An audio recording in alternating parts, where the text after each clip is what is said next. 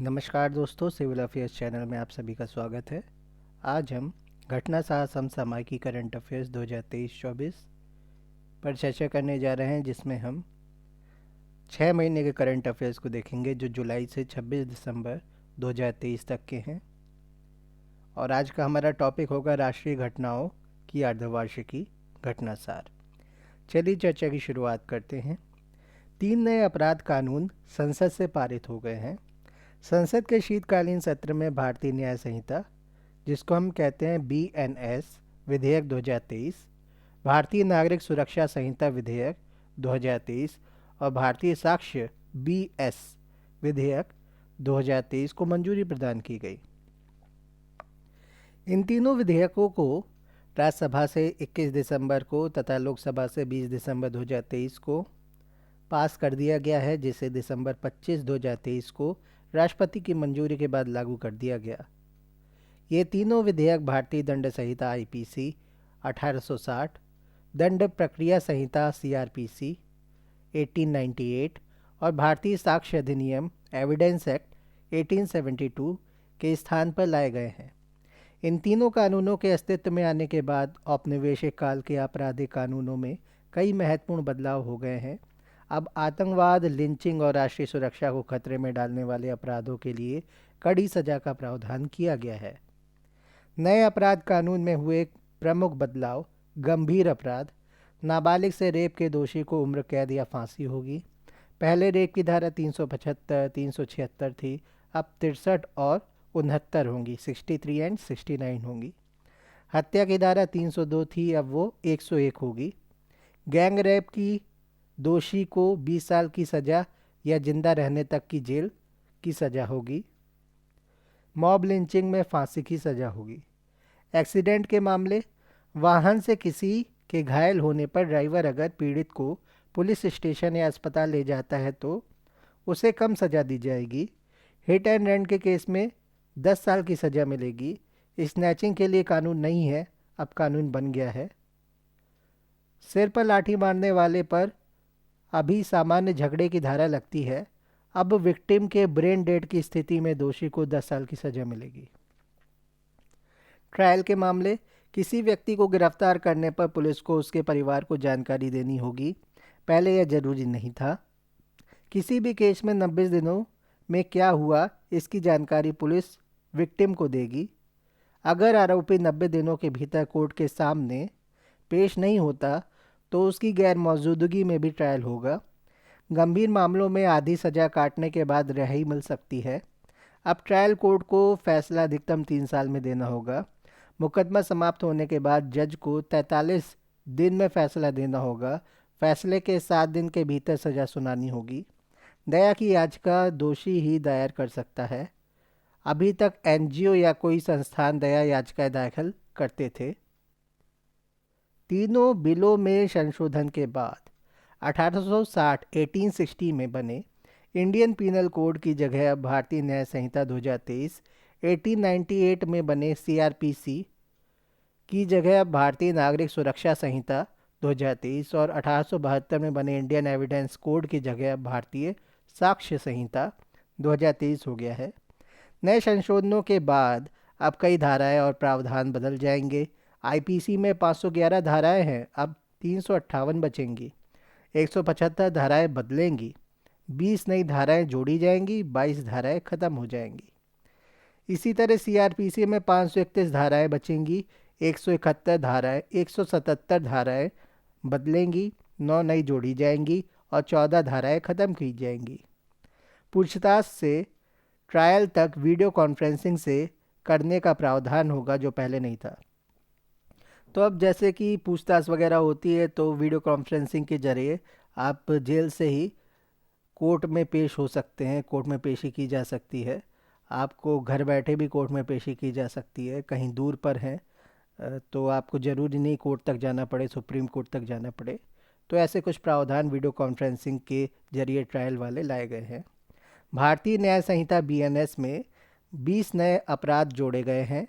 भारतीय साक्ष्य अधिनियम के अंतर्गत 170 धाराएं होंगी, 24 धाराएं बदलेंगी, 2 नई धाराएं जोड़ी गई हैं और 6 धाराएं निरस्त की गई हैं।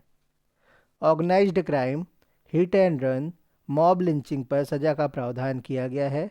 डॉक्यूमेंट में इलेक्ट्रॉनिक और डिजिटल रिकॉर्ड शामिल किए गए हैं। आईपीसी में मौजूद 19 प्रावधानों को हटा दिया गया है। 33 अपराधों में कारावास की सज़ा बढ़ा दी गई है। 83 अपराधों में जुर्माने की सज़ा बढ़ा दी गई है।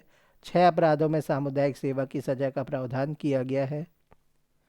गृह मंत्री संसद में दिए गए बयान के अनुसार कानून निर्माण से पूर्व जहां से सुझाव लिए गए उनका विवरण इस प्रकार है। सितंबर 2019 में सितंबर 2019 से तीनों कानूनों पर काम शुरू हुआ। 2020 में हाई कोर्ट, सुप्रीम कोर्ट के जजों और विश्वविद्यालयों को पत्र लिखकर सुझाव लिए गए। 2021 में सभी सांसदों, फिर आईपीसी अधिकारियों और डिस्ट्रिक्ट कलेक्टर तक को पत्र लिखा गया। 2020 में कानूनों को समाहित करने का काम शुरू हुआ।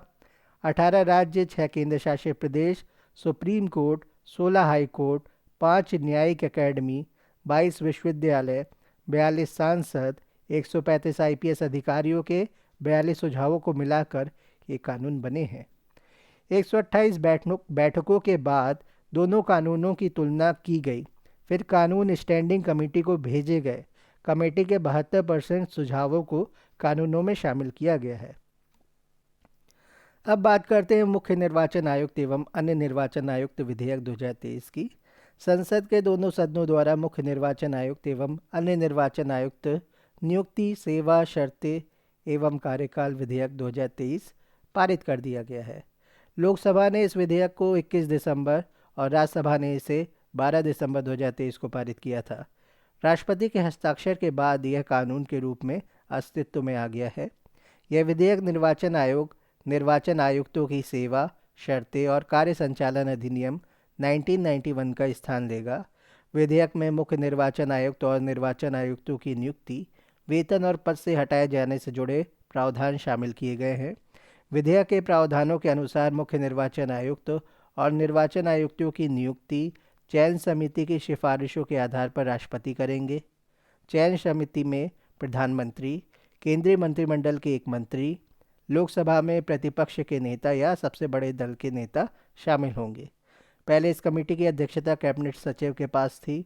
यह विधेयक मुख्य निर्वाचन आयुक्त और निर्वाचन आयुक्तों की नियुक्ति के बारे में सर्वोच्च न्यायालय के निर्देश के अनुरूप लाया गया है। प्रेस और आवधिक पत्र पत्रिकाओं का पंजीकरण विधेयक 2023। संसद के दोनों सदनों द्वारा प्रेस एवं आवधिक पत्र पत्रिकाओं का पंजीकरण विधेयक 2023 पारित कर दिया गया है। लोकसभा ने 21 दिसंबर 2023 को इसे मंजूरी दी और राज्यसभा ने इस विधेयक को 3 अगस्त 2023 को पारित कर दिया था। राष्ट्रपति के हस्ताक्षर के बाद यह कानून अस्तित्व में आ जाएगा। यह विधेयक प्रेस और पुस्तकों का पंजीकरण पीआरबी अधिनियम 1867 का स्थान लेगा। प्रेस और पत्र पत्रिकाओं का पंजीकरण विधेयक 2023 का उद्देश्य प्रेस, पत्र पत्रिकाओं के पंजीकरण और उससे जुड़े या उसके प्रासंगिक मामलों का प्रावधान करना है। विधेयक में देश के समाचार पत्रों के महापंजीयक द्वारा पत्र पत्रिकाओं के टाइटल की जांच और पंजीकरण की ऑनलाइन प्रक्रिया को सरल बनाने के उपाय किए गए हैं। इसमें विदेशी पत्र पत्रिकाओं के संस्करणों के भारत में प्रकाशन के लिए केंद्र सरकार की पूर्व अनुमति का भी प्रावधान किया गया है। प्रकाशकों को अब जिला मजिस्ट्रेटों या स्थानीय अधिकारियों के पास संबंधित घोषणा को प्रस्तुत करने और इस तरह की घोषणाओं को प्रमाणित कराने की आवश्यकता नहीं होगी। केंद्रीय वस्तु एवं सेवा कर द्वितीय संशोधन विधेयक 2023। संसद के दोनों सदनों द्वारा केंद्रीय वस्तु एवं सेवा कर द्वितीय संशोधन विधेयक 2023 को मंजूरी प्रदान की गई है। राज्यसभा में इसे 20 दिसंबर को तथा लोकसभा में 19 दिसंबर 2023 को इसे पारित किया गया है। यह विधेयक केंद्रीय वस्तु एवं सेवा कर सीजीएसटी विधेयक 2017 के प्रावधानों में संशोधन करता है। इसमें केंद्र सरकार को अपीलीय अधिकरण की स्थापना का अधिकार मिल जाएगा। इसमें अपीलीय अधिकरण के अध्यक्ष की आयु सीमा 67 से बढ़ाकर 70 वर्ष और सदस्यों की आयु सीमा 65 से बढ़ाकर 67 वर्ष किए जाने का प्रावधान है। विधेयक में न्यायाधिकरण के सदस्यों के लिए न्यूनतम आयु 50 वर्ष तक की रखी गई है। न्यायिक सदस्यता के लिए अधिवक्ताओं का अनुभव कम से कम 10 वर्ष का होना अनिवार्य किया गया है। केंद्रीय वस्तु एवं सेवा कर विधेयक 2017 के 2 अनुच्छेदों को समाप्त करने के मद्रास उच्च न्यायालय हाईकोर्ट के निर्देश या आदेश के बाद यह विधेयक लाया गया। 2019 में जीएसटी अपीलीय अधिकरण अधिसूचित किए गए थे। अधिकरण के सदस्यों के नियम और सेवा शर्तों के मानकीकरण का कार्य जारी है और इसी के अनुरूप यह विधेयक पेश किया गया है। सरकार ने 15 सितंबर 2023 को जीएसटी अपीलीय न्यायाधिकरण की 31 पीठों को अधिसूचित किया था। ओमान के सुल्तान हैथम बिन तारिक की भारत यात्रा। ओमान के सुल्तान हैथम बिन तारिक एक उच्च स्तरीय प्रतिनिधिमंडल के साथ 16 दिसंबर से 18 दिसंबर 2023 तक भारत की यात्रा पर रहे। 16 दिसंबर को प्रधानमंत्री मोदी और ओमान के सुल्तान के बीच हैदराबाद हाउस में हुई बातचीत के बाद दोनों पक्षों में समुद्री क्षेत्र, कनेक्टिविटी, अंतरिक्ष, डिजिटल भुगतान, स्वास्थ्य, खाद्य सुरक्षा, ऊर्जा सुरक्षा, विशेष रूप से हरित ऊर्जा, पर्यटन सहित 10 अलग अलग क्षेत्रों में मिलाकर काम करने में सहमति बनी है। बेसिकली एमओयू साइन हुए हैं। इस अवसर पर पीएम मोदी ने कहा कि संयुक्त दृष्टिकोण दोनों देशों के बीच साझेदारी को एक नया और आधुनिक आकार प्रदान करेगा। बातचीत के दौरान दोनों देशों के बीच 4 एमओयू पर हस्ताक्षर किए गए, जो इस प्रकार है। विदेश मंत्रालय के अनुसार भारतीय सांस्कृतिक संबंध परिषद, जिसको कहते हैं आईसीसीआर, भारतीय सांस्कृतिक संबंध परिषद, और ओमान के डोफर विश्वविद्यालय ने भारतीय अध्ययन हिंदी भाषा के आईसीसीआर चेयर की स्थापना पर एमओयू पर हस्ताक्षर किए। साथ ही इलेक्ट्रॉनिक्स और सूचना प्रौद्योगिकी मंत्रालय, भारत सरकार और ओमान के परिवहन, संचार एवं सूचना प्रौद्योगिकी मंत्रालय ने सूचना व प्रौद्योगिकी के क्षेत्र में समझौता किया। इसके अलावा वित्तीय खुफिया इकाई और ओमान के राष्ट्रीय वित्तीय सूचना केंद्र के बीच मनी लॉन्ड्रिंग संबंधित अपराध और आतंकवाद के वित्त पोषण से संबंधित खुफिया जानकारी के आदान प्रदान में सहयोग पर एमओयू पर हस्ताक्षर किए गए। भारत और ओमान ने आधिकारिक कर्मचारियों के साथ आने वाले व्यक्तियों के लाभकारी रोजगार के संबंध में समझौता किया। व्यापार और वाणिज्यिक संबंधों के संदर्भ में दोनों देशों के बीच द्विपक्षीय व्यापार 2022-23 में करीब 12.5 अरब डॉलर था, जो पिछले कुछ वर्षों में दुगना हो गया है। इस अवसर पर भारत और ओमान ने आर्थिक साझेदारी को और मजबूत करते हुए संयुक्त निवेश कोष की तीसरी किस्त की घोषणा की। यह दोनों देशों में कारोबार व पूंजी सहयोग में मील का पत्थर है। प्रधानमंत्री नरेंद्र मोदी और ओमान के सुल्तान हैथम बिन तारिक के बीच प्रतिनिधिमंडल स्तर की वार्ता में इस पर सहमति बनी। भारतीय अर्थव्यवस्था के तेजी से बढ़ते क्षेत्र में निवेश के लिए बने संयुक्त कोष की तीसरी किस्त के रूप में 30 करोड़ डॉलर यानी करीब 2500 करोड़ रुपए जारी किए गए।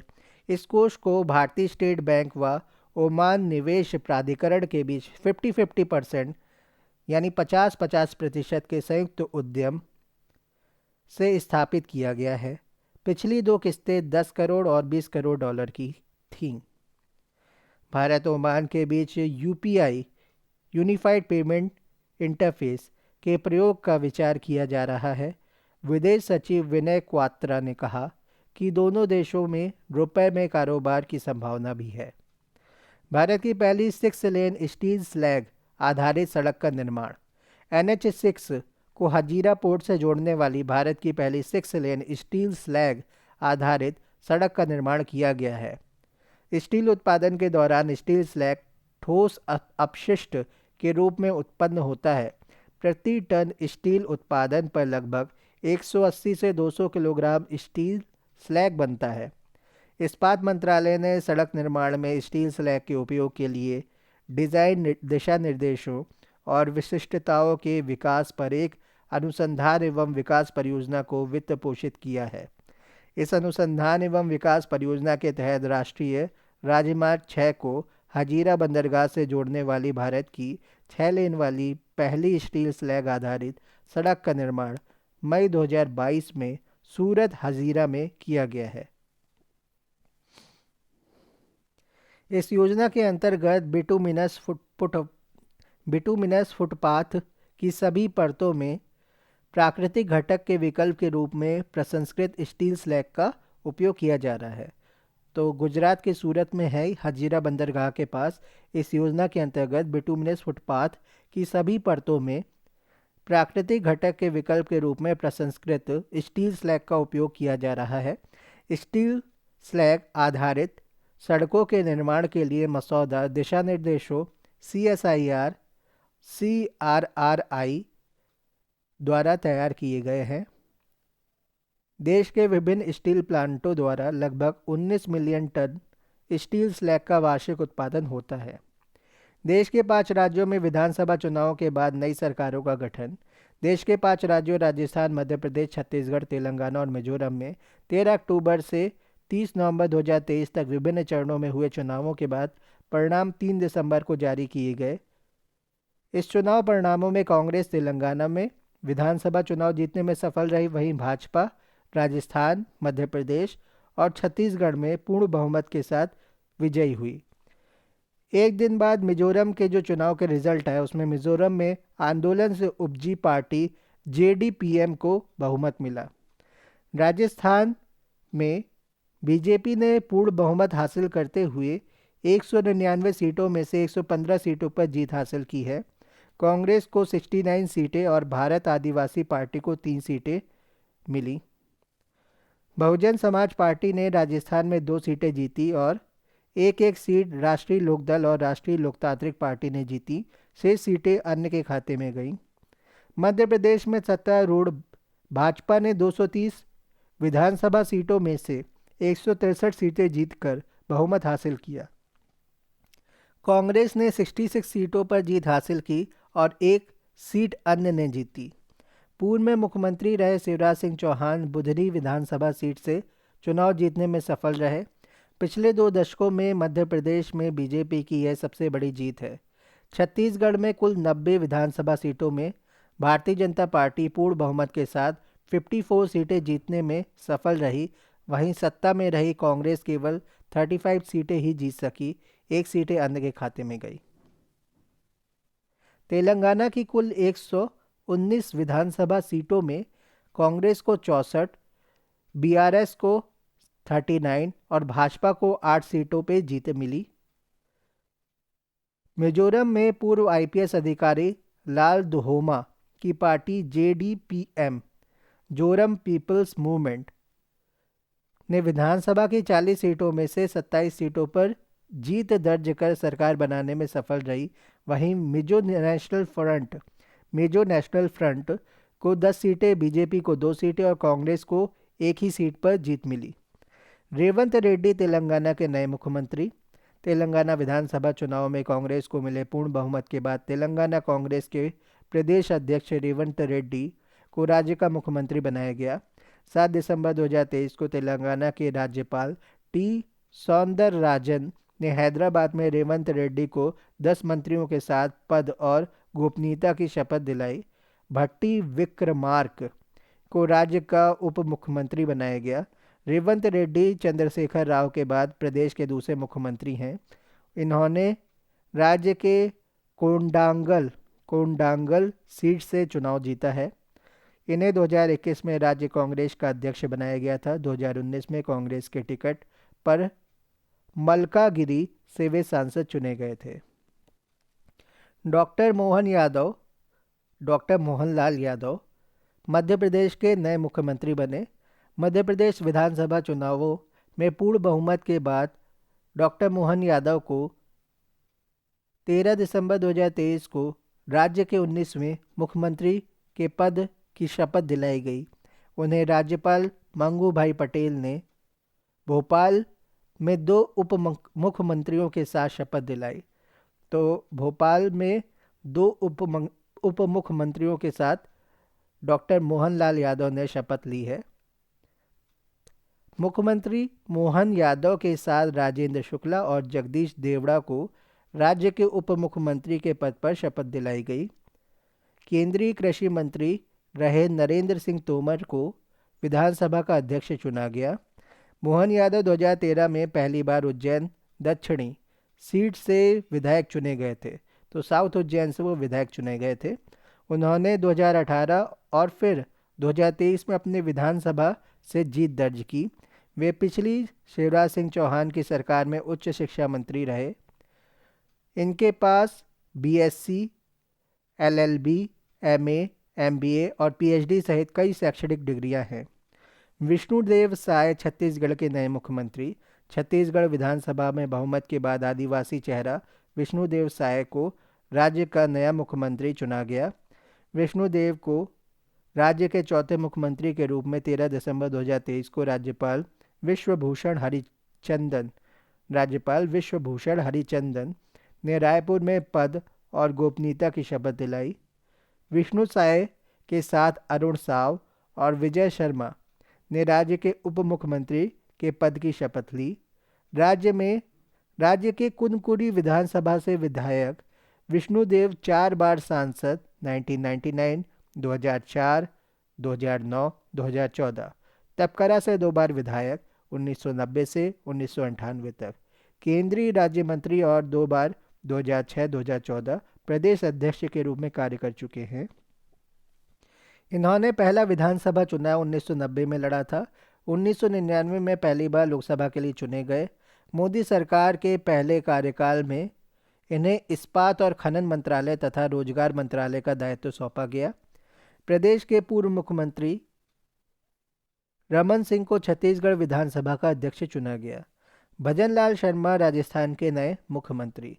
15 दिसंबर 2023 को जयपुर में राजस्थान के राज्यपाल कलराज मिश्र ने भाजपा नेता भजनलाल शर्मा को राज्य के नए मुख्यमंत्री के पद और गोपनीयता की शपथ दिलाई। भजनलाल के साथ साथ दिया कुमारी और प्रेमचंद्र बैरवा को राज्य का उप मुख्यमंत्री बनाया गया। भजनलाल शर्मा पहली बार सांगनेर विधानसभा क्षेत्र से इस बार विधायक चुने गए थे। भरतपुर के रहने वाले भजनलाल विधायक बनने से पूर्व संगठन के महामंत्री के रूप में कार्य कर रहे थे। राज्य के 14वें मुख्यमंत्री के रूप में कार्यरत भजनलाल शर्मा पोस्ट ग्रेजुएट हैं। इन्होंने यह डिग्री राजनीति विज्ञान में प्राप्त की है। लाल दुहोमा मिजोरम के नए मुख्यमंत्री। जेडपीएम ने 7 नवंबर को राज्य विधानसभा चुनाव में 40 में से 27 सीटों पर जीत दर्ज की है। जेराम पीपल्स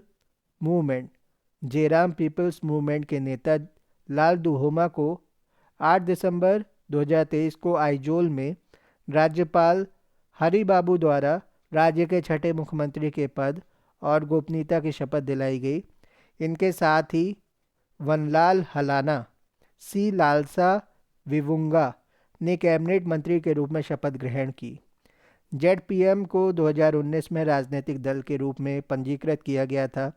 इसके नेता लाल दुहोमा मिजोरम के पूर्व आईपीएस अधिकारी हैं। 1972 से 1977 तक मिजोरम के मुख्यमंत्री की सुरक्षा व्यवस्था के प्रभारी होने से लेकर जेडपीएम को चुनाव में ऐतिहासिक जीत दिलाने तक लाल दुहोमा ने कई बाधाओं को पार किया। उन्होंने कांग्रेस पार्टी से राजनीतिक सफ़र शुरू किया और 1984 में मिजोरम की एकमात्र लोकसभा सीट से सांसद बने। कालांतर में अपनी पृथक पार्टी जेडपीएम का गठन कर राज्य के सत्ता शीर्ष तक पहुंचे। सुप्रीम कोर्ट ने जम्मू कश्मीर से अनुच्छेद 370 को निरस्त करने के निर्णय को बरकरार रखा। 11 दिसंबर 2023 को सुप्रीम कोर्ट के ऐतिहासिक फैसले ने संविधान के अनुच्छेद 370 के तहत जम्मू और कश्मीर की विशेष स्थिति को रद्द करने के केंद्र सरकार के 2019 के निर्णय को बरकरार रखा। भारत के मुख्य न्यायाधीश डीवाई चंद्रचूड़ की अगुवाई वाली संविधान पीठ द्वारा दिए गए फैसले में प्रमुख संवैधानिक सवाल को संबोधित किया गया और महत्वपूर्ण निष्कर्षों की रूपरेखा तैयार की गई।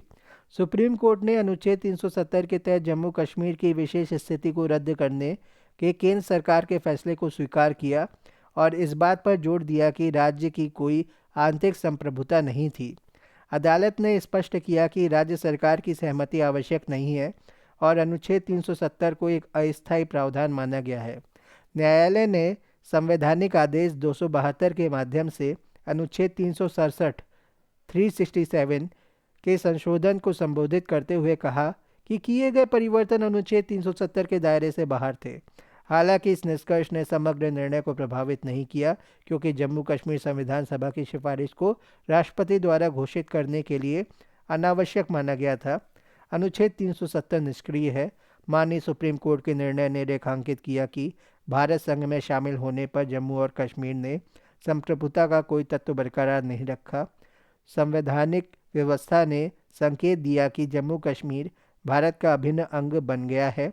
अनुच्छेद 370 असम्मित संघवाद की विशेषता है, संप्रभुता का नहीं। न्यायालय ने पुष्टि की कि अनुच्छेद 370 एक अस्थायी प्रावधान था और अनुच्छेद 370(3) के तहत इसे निष्क्रिय घोषित करने की राष्ट्रपति की शक्ति जम्मू कश्मीर संविधान सभा के विघटन के बाद भी बनी रही। संविधान सभा की सिफारिश राष्ट्रपति के लिए बाध्यकारी नहीं थी। न्यायालय ने माना कि संविधान के सभी प्रावधानों को जम्मू कश्मीर में लागू करने के लिए अनुच्छेद 370(1)(d) के तहत राष्ट्रपति की शक्ति के प्रयोग के लिए राज्य सरकार की सहमति की आवश्यकता नहीं है और परामर्श और सहयोग का सिद्धांत अनिवार्य नहीं था और राष्ट्रपति की कार्रवाई वैध मानी जाती थी। कोर्ट ने सॉलिसिटर जनरल के इस आश्वासन पर विचार करते हुए कि जम्मू कश्मीर का राज्य का दर्जा बहाल किया जाएगा, जम्मू कश्मीर पुनर्गठन अधिनियम 2019 की वैधता पर फैसला देना जरूरी नहीं समझा। केंद्र शासित प्रदेश के रूप में लद्दाख के पुनर्गठन को बरकरार रखा गया। न्यायमूर्ति एस.के. कौल ने 1980 के दशक से जम्मू कश्मीर में मानवाधिकारों के उल्लंघन की जांच करने और सुलह उपायों का प्रस्ताव देने के लिए सच्चाई और सुलह समिति की स्थापना की सिफारिश की। हालांकि इसमें शामिल मुद्दों की संवेदनशीलता को देखते हुए समिति के गठन का तरीका सरकार पर छोड़ दिया गया था। कोर्ट ने चुनाव आयोग को 30 सितंबर 2024 तक जम्मू कश्मीर विधानसभा के लिए चुनाव कराने का निर्देश दिया और जल्द से जल्द जम्मू कश्मीर का राज्य का दर्जा बहाल करने पर जोर दिया। भारत के मुख्य न्यायाधीश डी.वाई. चंद्रचूड़ की अध्यक्षता में गठित इस संविधान पीठ में शामिल अन्य न्यायाधीश थे न्यायमूर्ति एस.के. कौल, संजीव खन्ना, बी.आर. गवई और न्यायमूर्ति सूर्यकांत। इसके बाद हम देखेंगे हुरून इंडिया टॉप 100 अंडर 30 सूची 2023। चलिए चर्चा को यहीं पर समाप्त करते हैं।